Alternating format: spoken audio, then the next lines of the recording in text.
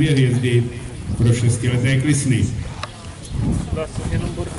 Klisna narozená v Česku, to znamená českého chovu, ale příslušnice Holštýnského chovatelského svazu, pozemci Kalido 1 z matky po Contender.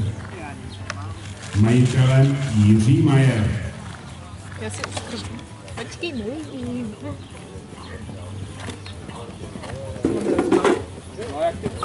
Ne, já potřebuji fotit. Tak.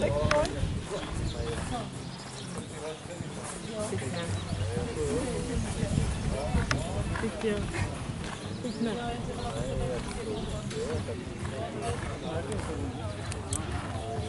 Jsi si hodná, děkuji ti. Je to ještě mokrý. Ježíš, teď jsem vezla šárce do záběru. Ne, v pohodě, tady kolegyně. A to tou kolegyní.